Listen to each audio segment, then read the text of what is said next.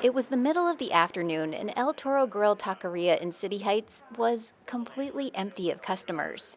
Still, owner Maribel Estrada was hustling through her small restaurant.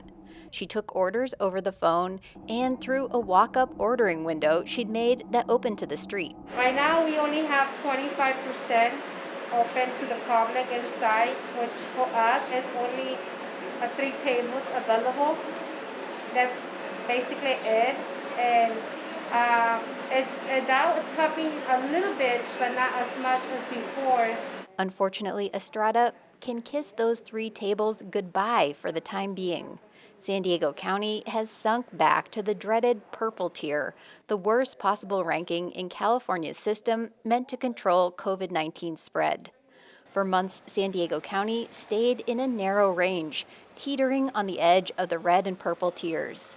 Yet, we haven't seen a huge surge in cases or hospitalizations, as is happening in other parts of the country, which is exactly what the tier system is meant to prevent, says San Diego County Supervisor Nathan Fletcher. The tiered system is designed to have those checks that stop you before you hit true exponential spread and growth. And so I think the system works, and I think the system is working well for California right now. Along with the tier system keeping restrictions in place based on case counts, the San Diego region has good weather on its side. Rebecca Fielding Miller is an epidemiologist at UC San Diego.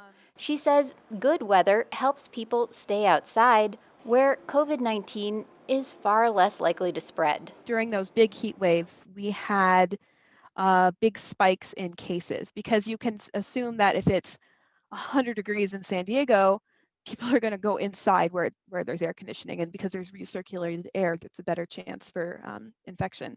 The heat wave that we had in late September, you can see there was cases climbed quite a bit right after that. So you can actually kind of see this pattern a little bit in the data. As rain and colder weather comes in the next few months, Fielding Miller worries that more people will take their gatherings inside, which could increase spread.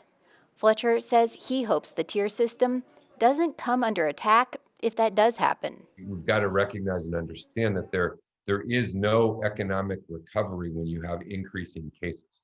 And that's not just because of the tiered system and the restrictions, but that's the general public that is not comfortable and confident being willing to go out and do these types of things. Fletcher added that he believes the county would have been better off if it had opened more gradually in July when the tier system was implemented, rather than immediately opening all establishments that were allowed under the red tier. We opened everything associated with red on August 28th, the very first day we could. And I strongly felt that we needed to wait. We were on a downward trajectory, get down to where you have really low spread.